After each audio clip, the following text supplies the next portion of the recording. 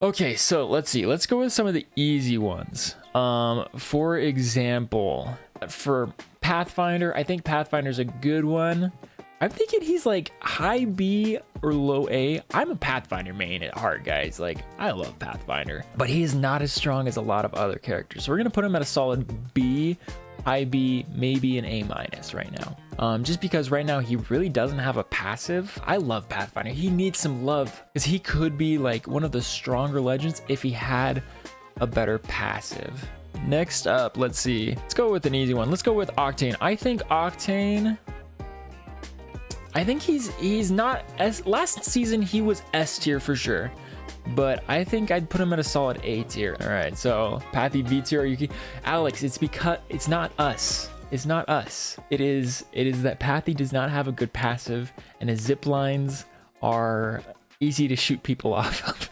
Alex, I want Pathfinder to be the absolute best, but right now he's not there. He's not there. Who should we do next? Let's do Wraith, because I think Wraith is another easy one where she's a solid A tier because her portals are still huge for rotating your team around. Her passive, which is meh, not very good. Her tactical is going to put her definitely up there as one of the best fraggers, like Alex is saying, because she can get out of those situations. She can push in, be that top fragger, be that first person in, get out, and let your teammates come in to kind of clean things up. So definitely an A tier there. We're going to go on with Loba.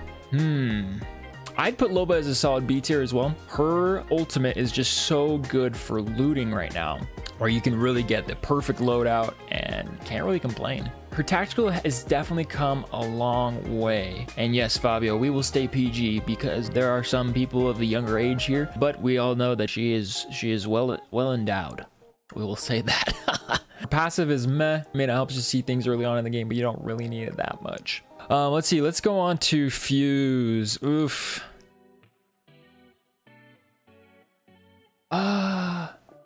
Fuse, I think Fuse is E. We're gonna go with Fuse in E tier, just because he's all right. He's mostly just really annoying. By the way, yeah, if you haven't liked the stream, smash that like button.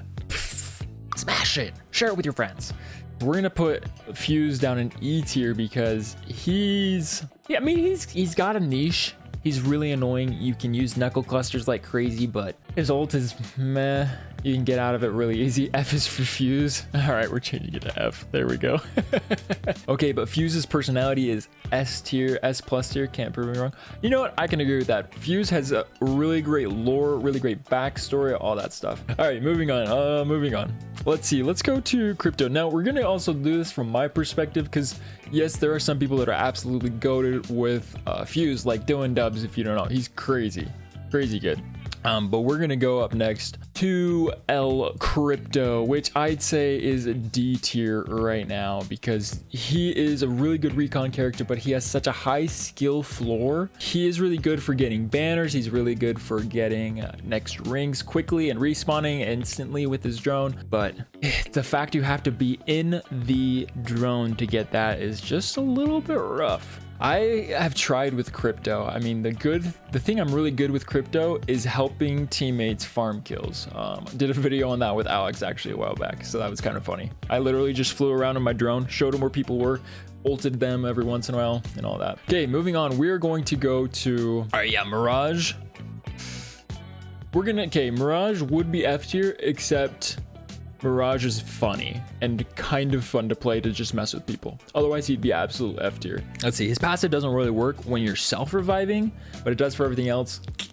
So he can be fun. There's some high skill stuff you can do with him, but probably D tier. In ranked, yes, Alex is correct. If we're playing ranked, Mirage is absolute F tier. Like, you have no right playing Mirage in ranked unless you're absolutely goated and bamboozle the crap out of everybody and their mom. Put him in D tier for now because we're talking just in general, but yeah. All right, moving on. We're gonna do Valkyrie per request from Codename Fabio. Valkyrie is, I'd say, a solid A tier. At the beginning of this season, she was looking to be S tier. We're gonna put her up in A tier because she does have really good rotations, which is really good on Stormport right now, and that you can see people and all that. But Valkyrie, she's really good. She's a recon character, so you can get those next rings, good for rotations. She has a really good tactical, basically a free arc star into an area, can really go behind rocks, which is great, especially if you pair that with like Ashe and like ult, or you tack them with Valkyrie and then tack them with Ashe, you get some nasty combos going on. There we go. We're gonna put her up in A tier. I really like Valk. She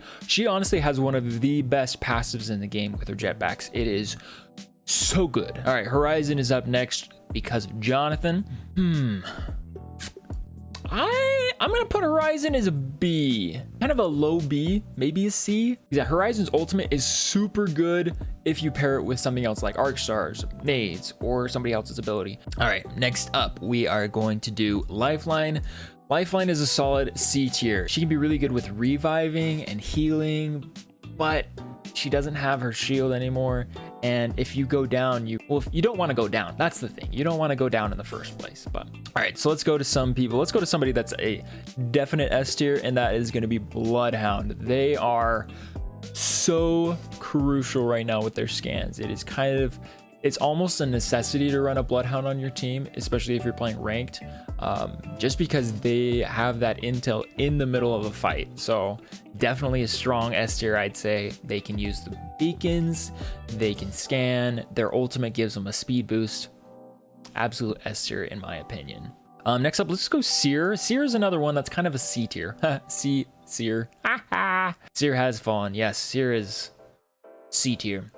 All right, moving on. We're gonna go to Bangalore, who's kind of a sleeper. I don't know. I'd put Bangalore as a B tier. Bangalore is the solo queue legend for so many ways. I mean, if you think about Shiv FPS, he's actually ridiculous with Bangalore, and it's because she has a lot of opportunity to get in and out of situations with her passive double time. Her smoke is really good. Her ultimate is great for zoning, so I give her a solid B tier. She's not really meta, but she is good to play. Next up, let's go with Rampart, who is F tier. She is not good. She can be fun, don't get me wrong. I've had a lot of fun with her last season, but she could be better. Could be better. She's all built around camping, and not in a good way like Watson or Caustic, but yeah, she's only fun on pubs, like Carter's saying. She's super fun, super memey, super cheesy, but not that good. All right, Fabio's saying, okay, but you can't tell me putting 3 turrets in a building and destroying people isn't the funniest thing. That's the thing. It's so funny. It's so fun. It's such a meme, but it's just not viable in most situations, which is the bummer. All right, we have 5 more. Okay, let's go with the Revenant. We're gonna put Revenant in D tier just because I hate you if you run Revenant consistently, but not really, because there are some good Rev mains. I hate people that run Revenant just for his ult, just to grief people. Otherwise, he'd be C or B tier. Revenant is great, but Revenant's whole style is so gross. Like, you feel so bad when you go in with the ult and you just rip through people because you have nothing to lose. The only legend more toxic than Caustic, baby. That is facts. That is facts. The Rash meta is disgusting. It is the dirty meta, just like I was saying in my video last week. Revtane Ashe is disgusting. All right, moving on. We've got Caustic, which I would say, ooh. Caustic is B tier. He was A tier last season because of having all of the indoor buildings. With Stormpoint being really open, I'd say he's B tier. There's just not as many buildings. Gibby and Watson do it better, so I think that they are a little better on the defensive side. So going right off of that, we're gonna put Watson at A tier. Her buffs are fantastic. Her pylon works great. Her fences are much better use. We just won a game with Watson earlier this week, me, Lunar Tonic, and Popcorn. So absolute A tier with Watson. All right, going off to S tier, we've got Gibby. I'm not that good as a Gibby, but Gibby is one of the best characters. He's sturdy. It is one of the best ways to hold down a position, whether you're indoors, outdoors, undercover, out of cover, just so good. All right, so now we're up to our last one, Ashe. I'm torn, guys, just like a phase rift.